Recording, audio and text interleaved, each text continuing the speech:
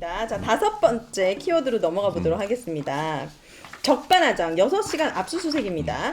청부 민원의 의혹으로 조사받을 사람은 류일인 본인입니다. 그런데 저도 이 기사가 가장 어이가 없었어요.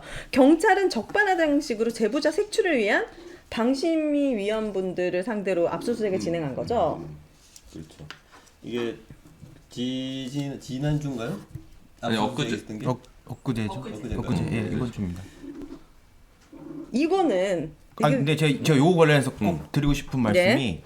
이게 2014년 11월에 혹시 기억나실지 모르겠는데 14년이요? 2010년 전에 네. 정윤회 문건이라고 네. 세계일보에서 정윤회 문건을 폭로했어요.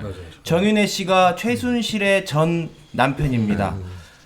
그 당시에 박근혜 청와대에 있던 문고리 3인방을 통해서 국정농단했다는 내용의 문건이 폭로가 됐는데 네. 이게 문제가 되니까 당시 박근혜 청와대가 어떻게 덮었냐면 국가 기밀을 유출했다. 그 문건을 유출한 놈을 잡는다. 그래가지고 뭐 박환찬 씨나 뭐 조홍천 현 의원 다 그렇게 된 거거든요. 네. 이게 문제를 기밀 유출 같은 걸로 덮는 게 요번에 방심위에도 똑같이 적용이 됐어요. 그리고 이게 이 사건의 본질은 유일임 씨가 가족과 지인을 동원해서 민원을 청부했고 그로 인해서 엉뚱한 심의가 이루어지고 뭐 방송사들이 제재받고 그런 거잖아요. 근데 누가 개인 정보를 유출했느냐 이걸로 지금 경찰이 수사하잖아요. 네. 이게 웃긴 게 지난 10일에 조선일보에서 단독 기사가 나와요. 이 단독 기사 내용이 그겁니다. MBC랑 뉴스타파로 방심위 내부 정보가 대량 유출됐다. 그래서 경찰이 수사에 나섰다. 그러고 나서 일주일이 안 돼서 바로 경찰이 압수수색한 거예요. 제가 볼 때는 이거는 기술이다. 그러니까 말이 안 되죠. 이거 진짜 이거는 청부 민원이 맞는지부터 일단 밝혀야 될 거 아니에요. 이렇게 정말 엄청난 정황들이 뭐 그냥 의혹 수준이 아니라 구체적인 네. 증거로 해서 증빙이 되고 있으니까 아마 아뜨거에서 더 정보 유출로 가겠죠. 근데 네. 이거 사실 국민들 너무 무시하는 이거 형태 자체가 아닌가 사실 싶어요. 불법적인 성격을 갖고 있죠. 왜냐면 제보자는 이제 특별법에 의해서 보호받게 되어 있거든요. 이제 그거 상관없이 이제 네. 이런 내부 뭐 비밀을 유출했다고 하는 합의법을 가지고 이렇게 하는. 그럼 이게 약간 처벌하겠다는 불법적인- 의도보다는 겁주기인 거예요? 처벌도 실제적으로 하겠죠. 처벌 하려고 하겠죠. 기출을 법원에 가서 어떻게 해서- 판결받을지 진짜요? 모르겠지만. 일단 특성이 뭐냐면요, 발화자를 내용과 상관없이 발화자를 이렇게 억압을 하는 게 특성이에요. 그러니까 네. 발화자의 어떤 발언이나 어떤 의도나 이런 것들의 정당성이나 사실 여부와 상관없이 네. 너 말을 했지, 너 잘못한 거야 해서 바로 이제 발화자를 처벌을 하는 거죠. 그렇게 해야지만 이후에 또 발화를 못하게 할 수 있는 효과가 있거든요. 잘못을 먼저 안 하면 되잖아요.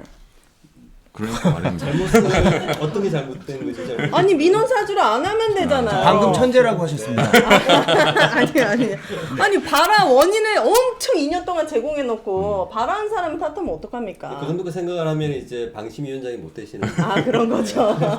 이게 이 정부에 가장 필요한 사람이 사실은 공익 제보자들의 역할이 너무 중요한데 사회적으로 보호를 해줘야 되는 부분이. 네. 이거는 이 부분은 어떻게든 보호 받아야 되고. 이게 개인정보 유출로 이렇게 엎어치는 게 이게 진짜 나쁜 기술인데 2014년 얘기를 또 하면 그때 정윤회 문건이 그 최순실 국정농단 사건의 전주곡 격이었어요. 그때 박근혜 정권이 제대로 그걸 정신 차렸으면 그렇게 비참한 최후 안 맞았을 겁니다. 근데 이번 지금 윤석열 정권도 똑같은 짓 하고 있고요. 네. 아마 말로는 비슷할 겁니다. 그러니까 이 사람 입장에서 류일의 입장에서 생각을 해봐도 최소한 네.